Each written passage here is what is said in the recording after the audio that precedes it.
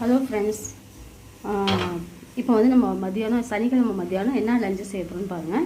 இப்போ வந்து இன்றைக்கி சனிக்கிழமை நான் வந்து முருங்கைக்கீரை சூப் மாதிரி தான் வைக்க போகிறேன். பாருங்கள் ஃப்ரெண்ட்ஸ், இப்போ இந்த பாத்திரத்தில் வந்து அரிசி களைஞ்ச தண்ணி, ஃபஸ்ட்டு தண்ணி கிடையாது, செகண்ட் தண்ணி, அரிசி களைஞ்ச தண்ணியை நான் ஊற்றி அடுப்பத்தான் வச்சுட்டேன். சரிங்களா?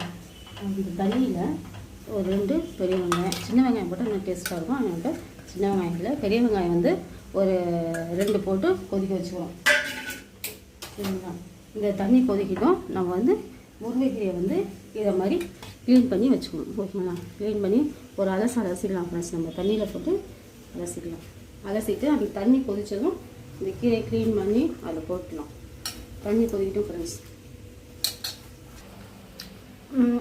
பார்த்தீங்களா? இப்போ வந்து இதில் வந்து உப்பு, வெங்காயம், அரிசி களைஞ்ச தண்ணி, 2வது தண்ணி எல்லாத்தையும் போட்டு கொதிக்க வச்சுருக்கோம். அப்புறம் நான் வந்து முருங்கைக்கீரை கழுவி வச்சுருக்கேன். பார்த்தீங்களா?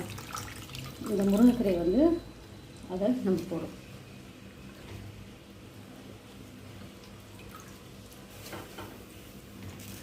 இது வந்து எங்கள் ஊரில் வந்து முருங்கீரை சாறுன்னு சொல்லுவாங்க ஃப்ரெண்ட்ஸ் எங்கள் ஊரில். சரிங்களா? இப்போ எல்லோரும் இது அதிகமாக வந்து இதை வந்து கீரை சூப்பு அப்படின்னு சொல்கிறாங்க. ஆனால் இது எங்கள் ஊரில் முருங்கைக்கீரை கீரை சாறுன்னு சொல்லுவோம் நாங்கள். சரிங்களா? அவ்வளோதான். இதில் போட்டு இது வந்து ஒரு கொதி வந்ததும் நம்ம இதுக்கு உள்ள பேஸ்ட்டு கொஞ்சம் அரைச்சிக்கலாம். வாங்க ஃப்ரெண்ட்ஸ், இது கொதிக்கட்டும். இப்போ இது வந்து கொதிக்கிறதுக்குள்ளே இதுக்குள்ளே பேஸ்ட்டை வந்து நம்ம பார்த்துக்கலாம். நான் வந்து ஒரு அரை தேங்காய் மூடி வந்து கட் பண்ணி வச்சுருக்கேன். அதுக்கு வந்து ஜீரகம் வந்து 1 ஸ்பூன். இதில் வந்து இந்த ஜீரகமும் தேங்காய் தான் ஹைலைட்டாக நல்லாயிருக்கும் ஸ்மெல்லு.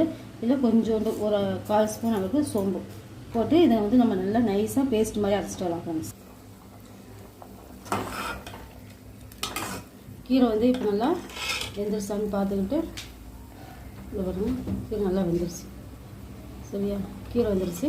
இப்போ அடுத்து நம்ம அரைச்சி வச்சுக்கிற இந்த பேஸ்ட்டு, தேங்காய், சோம்பு, ஜீரகம் எல்லாம் அரைச்சி வச்சுருக்கோம். பார்த்தீங்களா? இதை வந்து அந்த மிக்ஸ் பண்ணி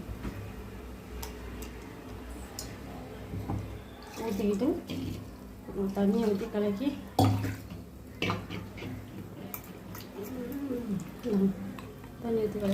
ஊற்றிக்கலாம் ஃப்ரெண்ட்ஸ்.